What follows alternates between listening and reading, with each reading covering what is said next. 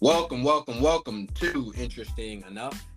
He is Trey. I am Nolan. Thank you guys so much for joining us once again. If this is your first time listening to the podcast, thank you. Go ahead and give us a like, subscribe. We're on YouTube, Spotify, Apple, Google, all that good stuff. The finals are done. Trey, man, what's going on? How you feeling? Man, I'm feeling good, man. I looked at Twitter. I do have to mention that yesterday worst NBA finals ever was trending. So I don't know if that's a good thing or not, but hey, I feel good. All right, listen. To pull people behind the curtain a little bit, Trey sends us when we're like texting back and forth about the finals with JP and Jesse or whatever. And I don't even think you might have. Did you send it right when the finals over? It might have been during the presentation. Like it might have been during the trophy Yeah, I think presentation. it's doing a presentation. Yeah. And I just could not stop laughing because he says the trends, and it was Jason Tatum was the first one, and then the second one was worst NBA, and then the third one was Peyton Pritchard, and I just was crying. And the reason I thought that was funny is, and I'm looking at it now. The fourth one was Marcus Smart. So the funny part about this is the one thing that wasn't trending, the just Boston Celtics, and then two, the guy who actually won the Finals MVP, Jaylen Brown, wasn't even actually trending, which is kind of crazy. So like, and then I guess anything about the city of Boston, Peyton Pritchard is not surprising. So, No, not at all. but At let's. least they embrace it. Oh yeah, at least Amber. I mean, him and Sam Hauser and Porzingis going to get a joint statue up here, I'm sure at some point. But let's talk about the finals. I mean, well, first of all, basketball season's over, so that kind of stinks. But let's talk a little bit about the game first before we kind of get into the overarching themes, I should say. The thing I wanted to mainly ask is because, well, actually, let me actually back up. hmm Trey, you get to take your victory lap. I almost forgot. Trey, you did pick Boston in five. Me and JP called you crazy. We didn't think it was crazy Boston was going to win, but we thought in five, the way the Mavericks was going was kind of crazy. And honestly, we might have been. I don't even know if we was prisoners of the moment, but we might have been. But I got to give you your credit because I damn sure we'll get on here to say something if you was wrong. So I give you your Oh, I credit. know. You picked Boston in five, so you take the floor because you picked Boston in five. Did it happen? So essentially, it happened how you thought it was going to happen. It did, but I will admit, at one point, it looked like it was going to be in four. Like, Yeah, you were saying I that you said thought, that after game two. yeah, I said that the game too. Like I said, I think they're going to sweep. I at least thought the Mavericks put up a better fight than they did this entire series. Like, yeah, they didn't look as good as I thought they were going to look. Like I thought it was going to be five, but I thought it was going to be like five tough games, kind of like what we saw mirrored in that Denver LA series, where yeah, they were close games, but it was still a gentleman's sweep at the end of the day. Yeah, I mean, I think we kind of agree. The game four, we can probably acknowledge it was almost like the Mavericks had to get out all their frustrations from the first three games, like us attacking Luca, Kyrie not playing well, Celtics shooting the lights out, and they just played basically their best game. So I think we knew that was sustainable going into game five. You said Boston would win by 15, and they probably won by 15 or 20. I don't remember the final score, but you were basically on the money there too. I have some things to say about the Mavericks end of it, but what made you so confident they were going to finish it out in the way they were going to finish it in game five? Like, because you predicted that right as well. I mean, the Boston was just a better team, and then once I figured out that Porzingis was playing, I still thought that he was the X factor. What I said this whole series, and that's because he stretched out the floor where Derek Lively, like he just couldn't sit there and guard the basket and be a terror in the defensive end. Like somebody had to guard Porzingis. They had to close out on him. And then even defensively, Porzingis being at 7 foot tall, he's one of the better, I would say, paint players in the league as far as protecting the rim. He just is, just because of his stature alone. And he was able to do a lot to kind of disrupt a lot of those alley oops. And that's something that Luka Doncic really had been living off of this whole playoffs. So once I found he was coming back in, I said, oh, that's a bad sign. And then two, Boston really just shot poorly in game three. And to the Mavericks credit, they really shot well. But I didn't see anything that made me say, you know what, I feel like these teams are really close or on par as far as their ability to play the game. Like I still thought that Boston was handily the better team. So I just thought that they were going to come back more motivated to not let that kind of embarrassment happen again. And they were going to close the series out in five. Yeah, I mean, they showed their domination really from start to finish in that game. I thought the biggest stretch was really that, and I think Tim Legler did it on SportsCenter, that end of the first quarter where they got like the steal after steal, and then of course the Pritchard thing at the end of halftime. I mean, it just felt like, I mean, you talk about a great coaching decision. We talk about Joe Mazzulla a lot, Trey, but we got to give this guy credit. He put Peyton Pritchard into that game on purpose for that moment. Not only because he had hit the buzzer beater in game one, but he has a tendency to like not only make those type of shots in the regular season, but he also is willing to shoot it. As we you and I know, it's one of my pet peeves. I hate when guys hold the ball before the end of the clock, the buzzer runs out. I'm like, what are we holding the field goal percentage for? Like that to me is an issue. But and again, I get it. Maybe in the regular season, sometimes guys' incentive is like is tied to field goal percentage and stuff like that. But in the playoffs, it really doesn't matter. Like just throw the ball up, right? Peyton Pritchard is always willing to do that, and he put him in the game. If you look, Trey, on like the ESPN app, Peyton Pritchard didn't even play a minute in this game. That was the only time he got in the game. He just came in the game, he shot one shot, and he didn't play the rest of the game. Like, but he put him in for that reason. So I just think everything when I saw that shot go in, it just felt like, yeah, Boston's really not going to lose this game tonight. There's a couple of things I want to touch on with Boston, but first, I want to talk a little bit about the Maverick side, Trey, because I think we're going to spend Go for it. this podcast talking about Boston as we should. I got something to say in regard to Kyrie, and I think everybody's been happy because we've had this swan song of sorts, and he's basically rejuvenated his career and his perception. I don't know what the problem is in Boston. I know Kyrie's acknowledged a little bit of it, that he had some self doubt and stuff like that. But man, he just really didn't show up in majority of these games in this series.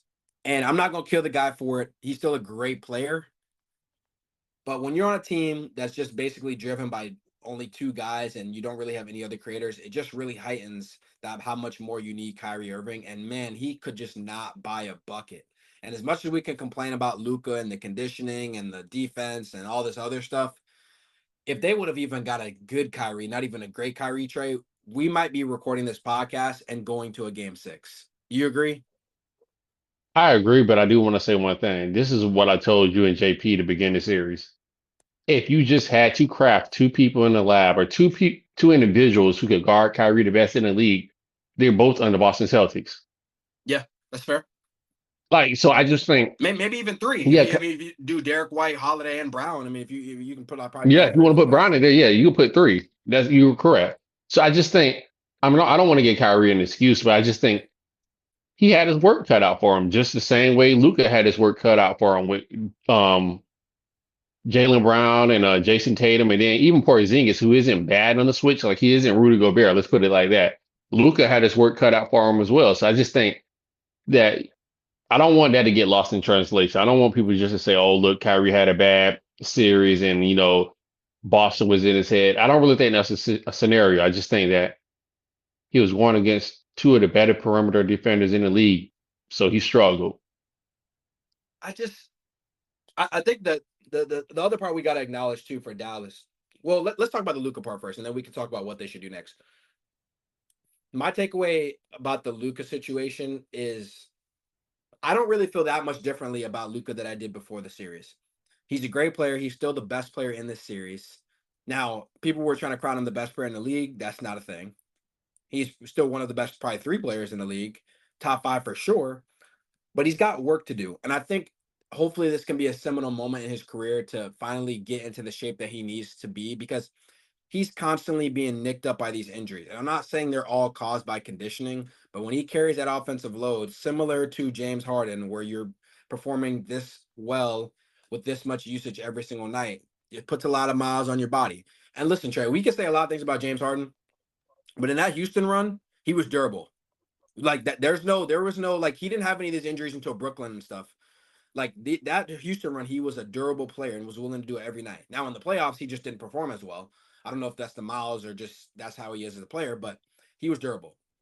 Don Luca has got to get in better shape and be able to last this long into the playoffs. And then the second thing, obviously the defensive thing. He's never going to be a great defender, but he's obviously got to put in some effort. And I thought, Trey, I know you watched Gil's Arena, and I saw the clip of Gilbert Arenas talking about Luca's defense, and I never had it put this way, but the Luca defense thing where he like doesn't actually. slide his feet. He just actually just tries to like jump in front and just basically guess correctly and have you bump Mhm. into him is like I never really like thought about it, but that's actually just what he's doing when he's playing defense. I'm like, that's not actually really playing defense. That's just like trying to guess and then have them bump into you and like have to go the other way. It's like, how about just sliding your feet and backing up? Even if sometimes you're gonna get beat, this is why you have help defense, right? This is where you have other defenders. This is where you can rotate. And I think this is a big wake up call for him because everybody knows he wasn't a great defender before this. But when you're in the finals and everyone in the nation and the world is watching this series and this series only, man, he got picked apart. And I think a lot of it got a little harsh at a certain point because he is the only reason why they were there. But man, he's got some things to clean up. And I think if you're a basketball fan, you hoping that he does it because I think he could be back in the stage very shortly and probably overcome it and win the whole thing.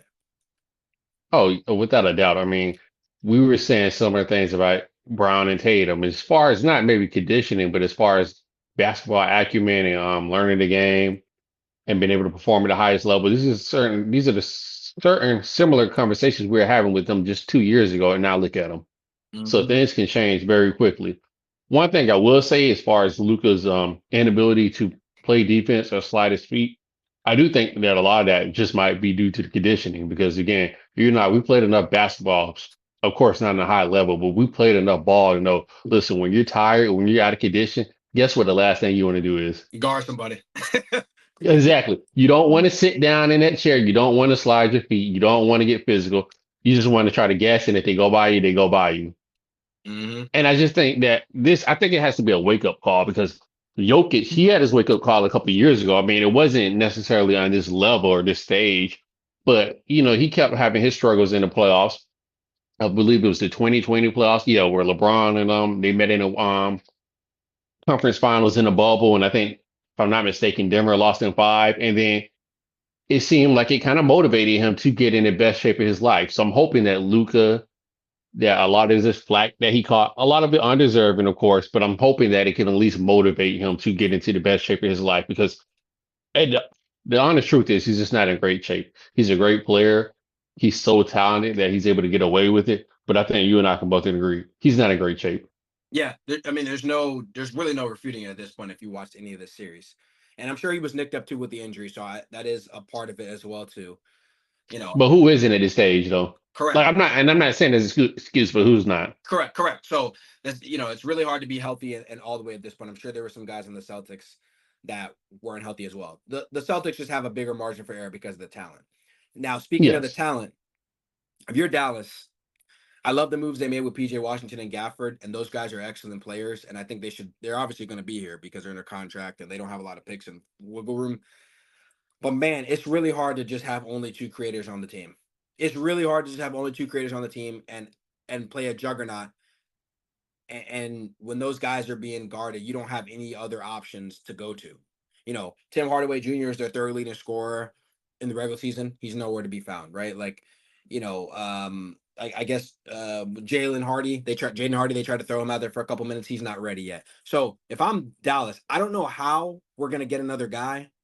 It doesn't have to be a third star player, but you got to get a guy that can create some offense when your other two guys, like even just to spell your other two guys on the court, like even if Kyrie and Luka are both healthy, you just need another creator on the offensive side of the ball. If you look at Boston, and again, they're almost a blueprint for this because they almost have more creators than maybe anybody in the NBA. So I'm not saying you have to have like five guys on the court that can create, but you got to at least have three and a potential fourth in a pinch. And they just don't have that. So what do you think the Mavericks can do? And we'll probably talk about it more in the summer. So I mean, I don't expect you to have like the solution, but what do you think that they can do to like keep this core together, but then like try to add to it because it looks bleak going forward with the rest of the Western Conference too. You know what I mean? So I'm gonna have to disagree with you. Well, I just have a different opinion. Okay.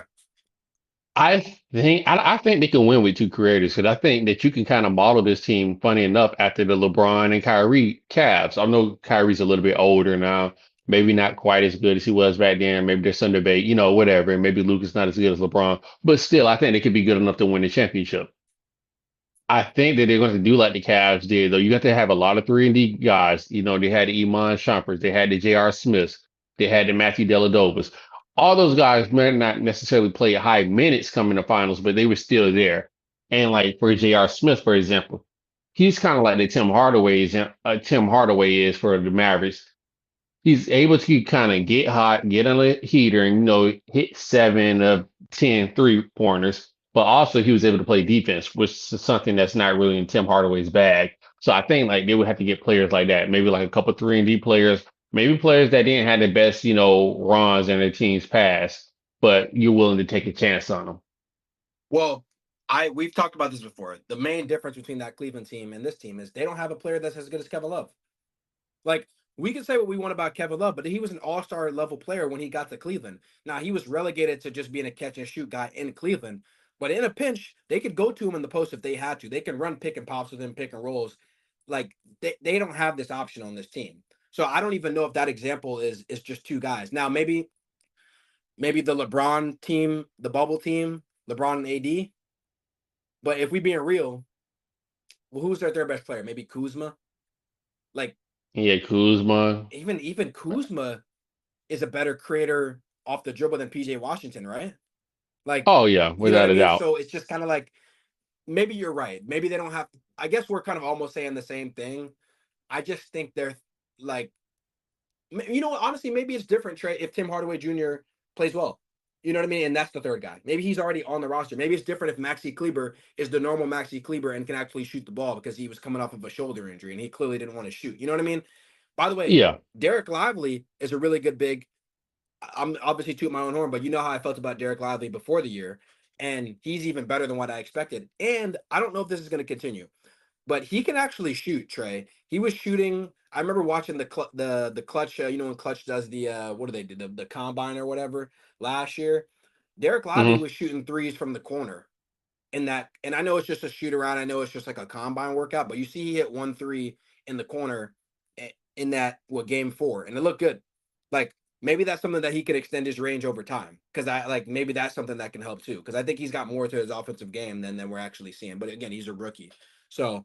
But yeah, I mean, I don't know where Dallas goes from here because they basically are stuck with the same roster. But you'd hope to see them back because it was just a fun run seeing Luka and Kyrie go back and forth. But let's actually get to the Celtics side. We had lost time to talk about the Mavericks. Celtics get the championship. We can have this legacy conversation in a second, but you know how I feel, Trey. Tatum should have won the MVP. Tatum should have won the Finals MVP.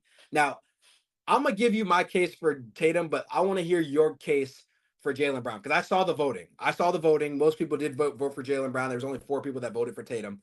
What is the reason for Jaylen Brown winning it? I felt like Jalen Brown was going to win the MVP, and I just felt like even though Tatum had better numbers overall, I think like Jalen Brown had better games throughout the series. And I'm talking about meaningful games, games that matter. Because yeah, Tatum had a nice game last night, but like I think he had like 32 points. 11 of them came in the fourth quarter when the game was pretty much out of reach. So and like you said, I know you say you put a lot of emphasis on closeout games, how the stars play in the closeout game. Yep. But again, like I told you, they were up 3-1. So like I don't feel like it was a high pressure closeout game. Now, had this been game 6 or 7, I would have gave him a lot more credit. That would have weighed more into his factor giving him the MVP. But with all that being said, I just felt like Jalen Brown played better. I felt like he was better defensively throughout the series. And I think he scored more when it mattered. Do you remember in game 3 when it looked like the Mavericks were gonna come back after they had like that 10-2 run and then Jalen Brown hits that tough fadeaway from the top of the free throw line to put him Yep. up 4? Mm-hmm. Like he had impactful points, which Tatum just didn't have as many in the series. So I felt like they were kind of even, but I felt like because he was more impactful in the defensive end and he had more impactful points, I felt like that's what was going to get him the Finals MVP. Let me start by saying I'm not a huge, like, I like Jason Tatum, but I'm a Heat fan. I don't like none of these He's dudes. okay. Yeah, I really don't care for any of them either. Yeah. I want to say this. I'm the guy on the record that if you would have asked me probably 2 years ago, I've probably said it on this podcast a couple years ago, I would have picked Jaylen Brown over Tatum. Like, if you just had me which player I would want. I've only changed my narrative on that maybe like in the last couple of years. So like I'm a Jaylen Brown guy. Obviously, I don't like that he trusts his career to Antonio Brown. That's a whole different story. But in terms of the basketball, I think Jason Tatum is essentially criticized unfairly for what he's not. every time we talk about Jason Tatum, it's talking about what he's not. He's not Luca. He's not one of the top 5 guys in basketball. That's all we talk about with him. So it's like his bar is honestly held so high, and it starts with the early success he's had and the Celtics have had getting to the playoffs, getting deep finals runs since they were rookies in the NBA. And they've played so many playoff games, they've been in so many big moments that our expectation is like almost for a guy that's like in his prime when in reality this is a guy that's 26 years old that may have not even entered his prime. So, or maybe at the very, very beginning of the prime. So I think because of that, the narrative with Jason Tatum is like we're always looking at his struggles. And with Jaylen Brown, the expectations aren't as high as it is with Tatum. So like when he does play pretty well, we sometimes overinflate it, and then we push Jason Tatum further down. My point with all that is, I actually think if you look at it, not just numbers wise, I think they both played pretty even in the series. Yeah, I think Jaylen Brown had a couple of more loud moments. You're correct. The game 4 shot in particular. And then let's be honest with you. To be honest, Trey, he was the best player in game 1. Jaylen Brown was the best Yeah. player in game 1, period. Like defensively and all that. But at the end of the day, Tatum was seeing multiple double teams. He's being guarded by the best player, and he had a triple double in one of the games. He almost had a triple double last night. He had 9 assists in the first half. So he just almost being victimized because he let the game come to him and wasn't forcing a bunch of shots. And it's like I don't think that's fair to like because in any other series he led a team in points, rebounds, and assists. Every other finals, if a guy has led a team in points, rebounds, and assists, they won the finals MVP. So why is Yeah, Tatum any but different? Golden State, like, that wasn't too long ago. Well, no, well, Curry didn't lead the team in points, rebounds, and assists, did he? Well, Because he he didn't lead. didn't, but he led the team in points, like, and we gave it to Iggy. No, but my point is, if you lead your team in all 3 major categories, you're the best player on that team in that series. Like, period. Because it's not like it just points, rebounds, assists. He was defending, and I know Jaylen Brown had the bigger matchup defensively, so I'm not gonna go in that respect. But if you're dominating the game in all 3 of those phases, you should be the MVP, and especially if it's close. Because if you dominated in all 3 phases, it's basically it was close. If you look at the voting, you got to give it to the best player. Like I just believe you should be giving it to the best player for legacy wise. Like you know how I feel about MVP voting in general. Like I'm okay with like doing it for the legacy. You got to give it to Jason Tatum at that point because what he's meant to that team.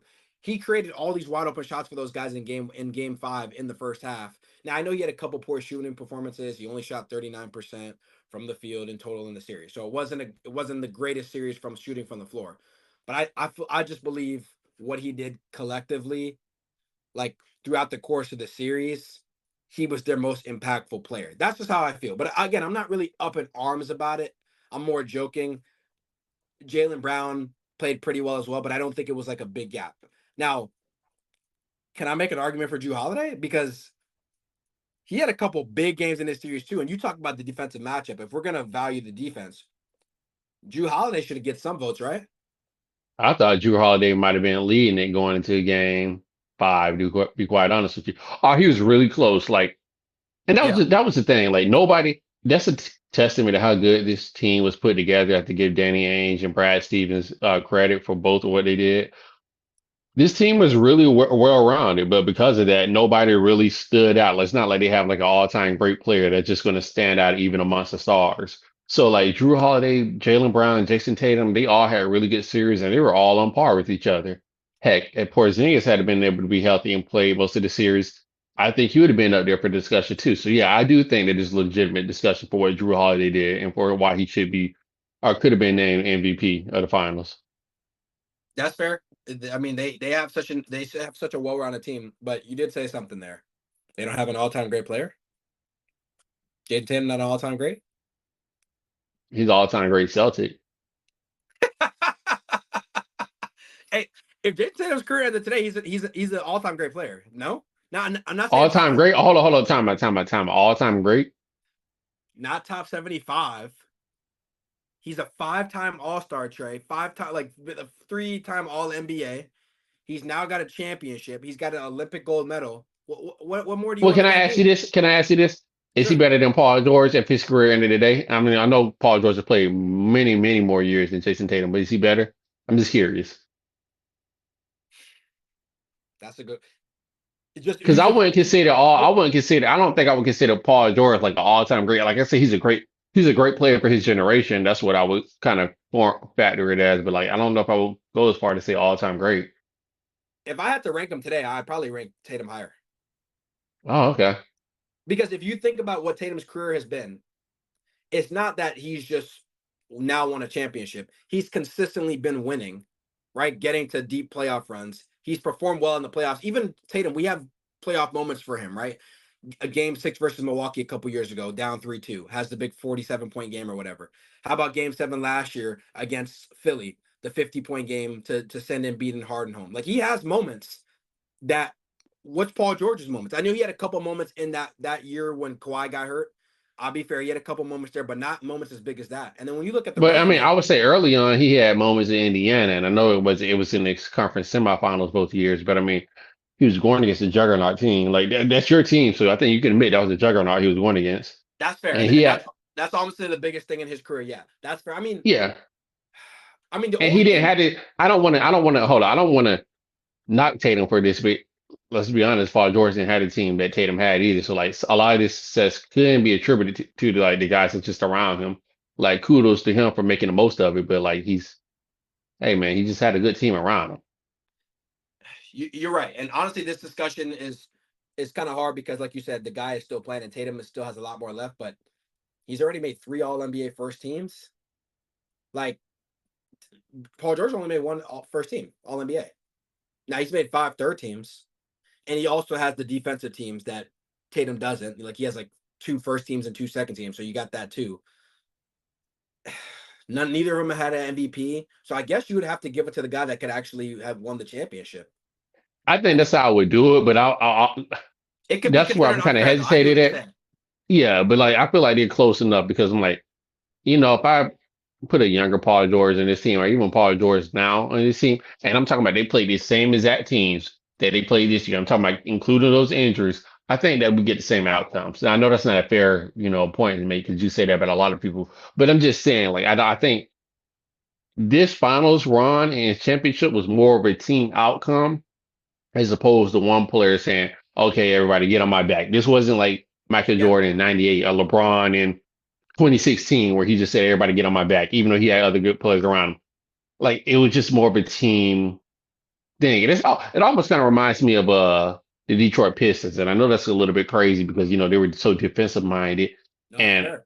That's fair. I think that's a Tatum good point. he's easily better than any player that the Detroit Pistons had. No disrespect to those players, but still, I feel like it's just kind of like one of those things where it's just like, you know what, this was really a team effort. And it's like no one player really outshined any of the others.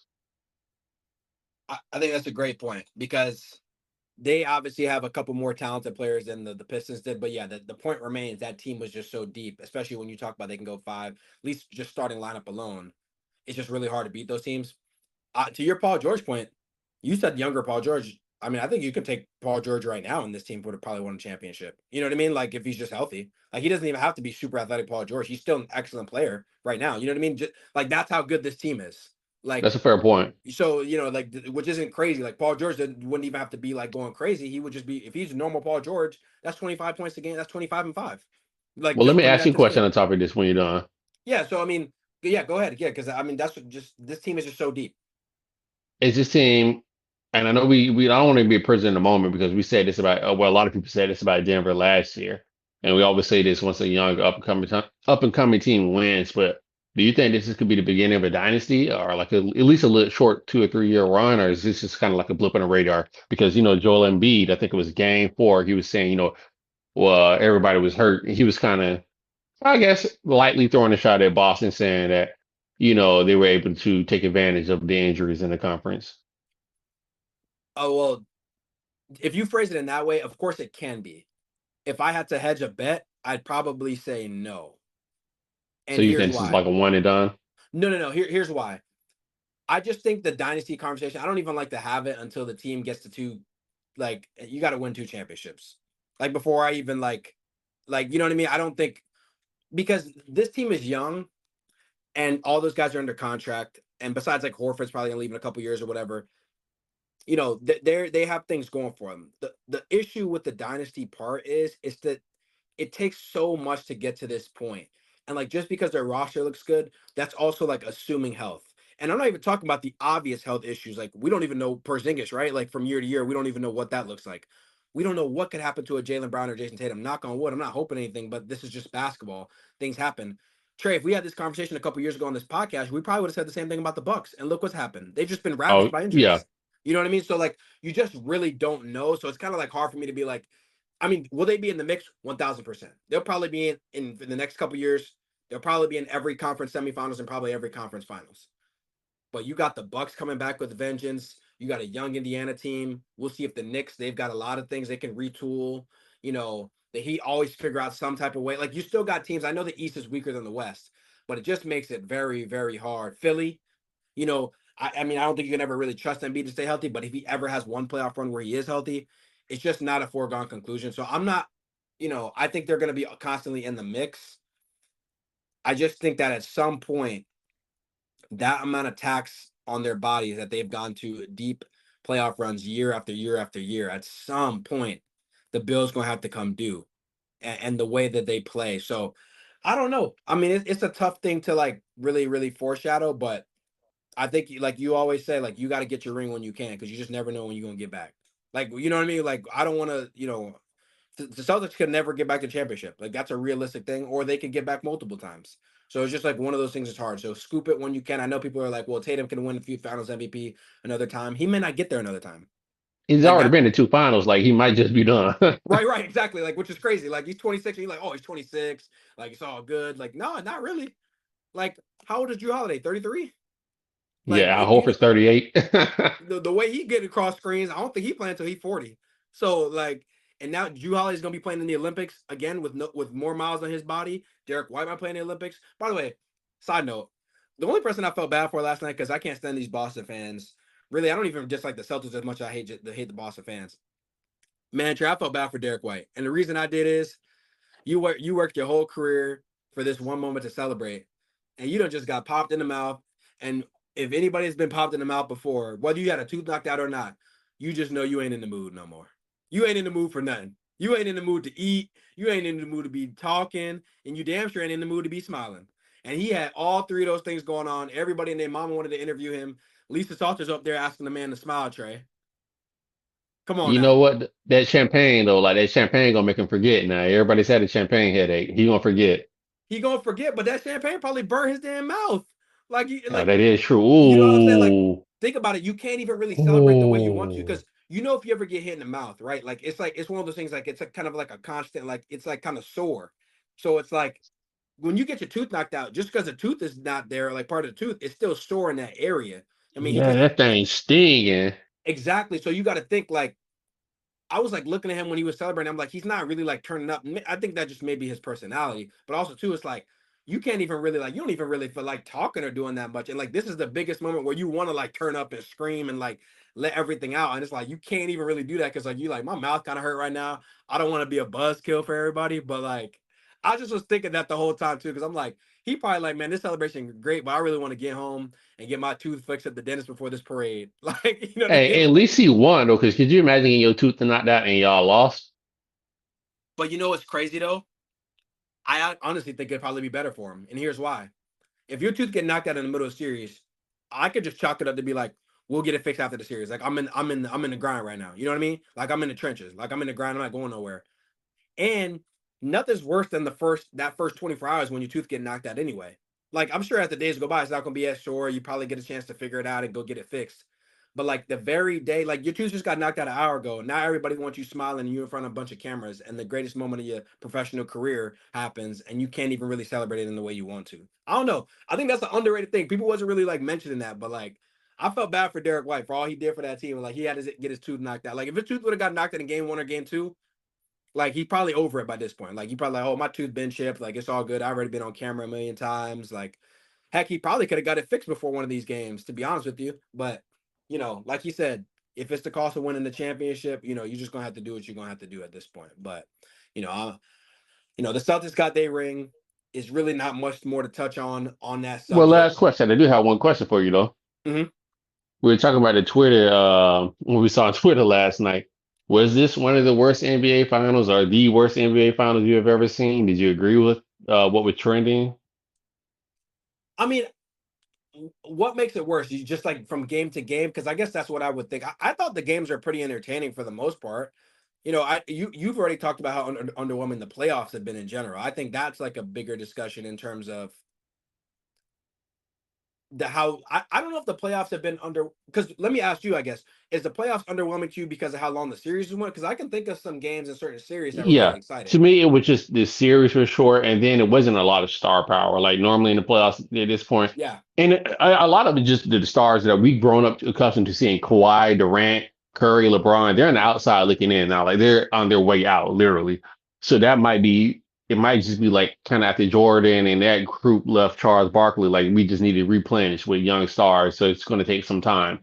But I think another issue too is just I've heard a lot of people say that the presentation, they just thought ESPN didn't do a good presentation. They didn't feel like it had the pageantry that the finals used to have. You didn't see the players walk out to their theme music introductions at the beginning of the games. You didn't see the trophy decal in the center of the court like you normally would. So a lot of people were disappointed in the presentation as well. Just speaking specifically toward the NBA finals, though.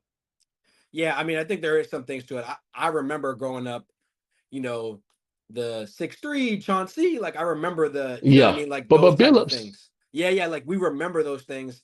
We haven't had the trophy on the court for some years. Like I'm kind of over that at this point because I don't think they're bringing it back. I think it would be awesome.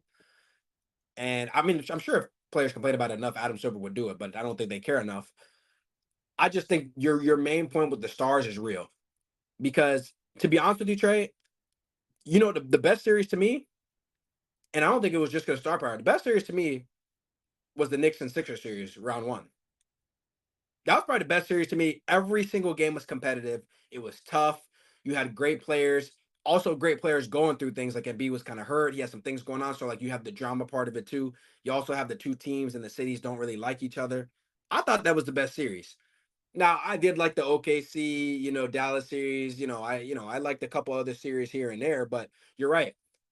Kevin Durant got swept. You like watching Jimmy Butler. I like watching Jimmy Butler hurt. We like watching Giannis, Dame hurt. You know what I mean? So it's like we don't really have those guys, and we just have the new stars. So it's like, yeah, I mean, like everybody likes watching Shea and Chet or whatever, but like, I mean, really, the most we saw of them guys was really that the damn State Farm commercial or whatever. You know what I'm saying? Like it's not really something that is that exciting for us. I guess the Anthony Edwards thing would be the piece at that point was cool, but even that series, when you think about the end of it, how it happened, it happened how it happened. And the game seven was cool with the Denver series, but I don't think we got a lot of moments. So you're actually right about that. I don't know what the league does towards that. I guess you just really hope. I mean, I guess let me ask you. I mean, what do you even do? I guess you just hope players just stay healthy at this point. I mean, because there's really not much left. I think you hope the players stay healthy, but I think also, and I don't know how much leeway the league has in this because you're talking about ESPN and radio and internet buzz, so like they can only control so much. Adam Silver can only control so much, but I think that you have to do your best to kind of guide ESPN and some of these other areas and networks into promoting some of these younger players that are going to be taking over. Like, look, Luca, for all his faults, he's a great young player, and we just saw him in the NBA Finals. Let's start promoting him some more. Let's start promoting Tatum some more. Anthony Edwards, he's charismatic, he's funny. Let's start promoting him some more. SGA. I know he's playing Oklahoma, but we saw Durant, Harden, and Westbrook come out of Oklahoma and become megastars. So let's promote SGA and Chet. So I think you kind of have to start leaning on these young guys and it's hard to do because I mean, listen, at the end of the day, LeBron, Curry, Durant, when you put their names on stuff, when you put their faces on stuff, that makes money. And if I was to, you know, put SGA and Anthony Edwards face on things right now, we probably would see a decrease in sales. So it is difficult to say as a business person. But what I will say is I think in the long run, you'll benefit from them because 3 or 4 years from now, it won't seem like there's just some great big fall off. But there's no stars in the NBA. Like we will all become accustomed to some of these younger stars, taking the mantle and being the guys and being the faces of the league. So I think that you kind of just have to emphasize that. I think that's a great point. I don't even want to touch on that any further. You hit the nail on the head. So I want to thank everybody for joining us once again. NBA season is ending, but we still gonna have a lot of content for you. Obviously, we're gonna touch on football as it comes around. Trey, next week we gotta at least talk about the draft a little bit. I know we've been avoiding it. We've been avoiding it. We gotta at least touch on it. I mean, the draft is next week now. Like we go talk about a little bit about the draft. I know there's no Victor Wembanyama's coming out this year, but we'll have some draft content for you guys coming up. I'm finishing the podcast because I'm about to go watch the Panthers hopefully win the Stanley Cup. I know we don't ever talk about hockey on here, but that'd be pretty cool for the city as well. And before we get out of here, before I swing it to Trey, I don't know why these Boston Celtics coming down to Miami. I don't know who signed off on that. I don't know who allowed that. But I'm gonna have Haslam waiting for y'all at the gate. That's all I'm gonna say. And I'm gonna swing it to Trey. Well, the white is a little bit purer in Miami, so I know why they're going down there. But no, on a serious note, man. Thank you everybody so much for listening to us. We really do appreciate it. Like always, we're on all the major platforms, so seek us out. We really do appreciate it. But until next week, peace.